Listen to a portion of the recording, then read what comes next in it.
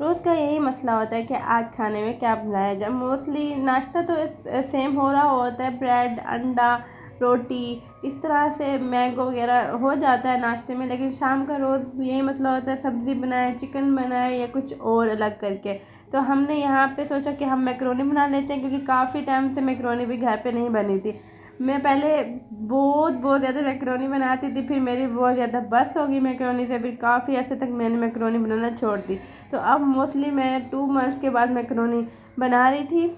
तो कटिंग वगैरह हो रही थी, मैकरोनी की प्रिपरेशन हो रही थी। तो ये हर घर का यही मसला होता है कि आज शाम को खाने में क्या बनाया जाए। तो अब मैंने सोचा है कि मैं पूरे वीक का एक प्लान बना के रखूँगी खाने में, और वहीं फॉलो करूँगी। क्योंकि जब शाम को खाने में कुछ नहीं बनता तो बाहर का हो जाता है, और उससे डाइट वगैरह सब कुछ ख़राब हो जाता है। और फिर जब बाहर का खा लेते हैं तो फिर रिग्रेट ही होता रहता है कि काश बाहर का ना खाते, क्योंकि सारा दिन कंट्रोल कर लेते हैं, कोई भी गंदी ईटिंग नहीं करते।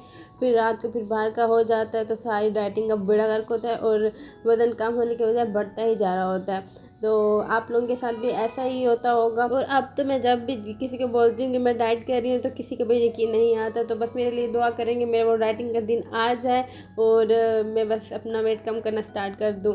बस सब बोलो आमीन। तो यहाँ पे मैंने अपने हस्बैंड के लिए मंगाया था ये हेयर प्रोडक्ट, क्योंकि उनके सर में बहुत ज़्यादा डेंड्रफ है, कुछ इस तरह से सेरोसिस है। तो फिर मैंने ये मंगाया। मैंने इसके काफ़ी ऐड देखे थे और रिव्यूज़ भी काफ़ी अच्छे सुने थे। तो मैं इसका रिव्यू आप लोगों के साथ अपने beauty channel glow with Sadia पे शेयर करूँगी। तो आप लोग वो चैनल सब्सक्राइब कर सकते हैं। मैं वहाँ पे आप लोगों के साथ प्रोडक्ट का डिटेल में रिव्यू शेयर करती थी। फिर काफ़ी अच्छे से काम नहीं किया, अब इंशाल्लाह मैं फिर से काम स्टार्ट कर रही हूँ। And I love to talk about beauty products, और उनके बारे में डिटेल में बात करना, उनका रिव्यूज़ देना। मेकअप प्रोडक्ट्स के बारे में, स्किन केयर के प्रोडक्ट्स के बारे में मेरे काफ़ी 5 से 6 साल का ये है कि मैं सबको सजेस्ट करती रहती हूँ। खुद स्किन केयर करूँ या ना करूँ, लेकिन मुझे इतना पता होता है कि स्किन पे ये वाली चीज़ जाएगी। तो यहाँ पे ज़ैनब के लिए गिफ्ट आए थे, ड्रेसेस विलेज से उसकी चाची ने भेजे थे। और बच्चों के ड्रेसेस के साथ इस तरह से होता है, ये पता नहीं चल रहा होता कि कौन सा साइज़ कर लें। क्योंकि मैंने ज़ैनब के 3 to 6 मंथ के लिए थे, तो वो उसको अब आ ही नहीं रहे, शर्ट वगैरह उसके जा ही नहीं रही। मुझे लगता था कि ये उसकी बड़ी है, लेकिन 1 मंथ गुजरने के बाद बच्चों को वो ड्रेस छोटे हो जाते हैं और वो ज़ाया हो जाते हैं। तो मैं तो मोस्टली ज़ैनब की शर्ट्स वगैरह लेती रहती हूँ, और उसकी खाला ने उसको ये स्टिच करवा के दिए थे, और अब इसकी चाची ने भेजे हैं। तो फिर अभी ये ही चलाऊँगी। थोड़ा वो चलने के काबिल होगी तो फिर भी बंदा थोड़ा बड़े साइज़ के बनवा लेता है, तो काफ़ी टाइम पे चल जाता है। लेकिन ये तो इतने बड़े ड्रेसेस थे, जब ये चलने लगेगी तब भी पहनेगी, नहीं तो फिर मैं संभाल के रख लेती हूँ कि किसी और बच्चे के काम आ जाएंगे, उनके पूरे आ जाएंगे।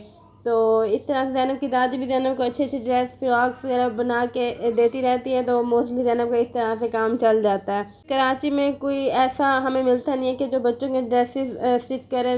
अपना खुद से हम कपड़ा दिला के दें और वो हमें अच्छे अच्छे ड्रेसेस स्टिच करके दें।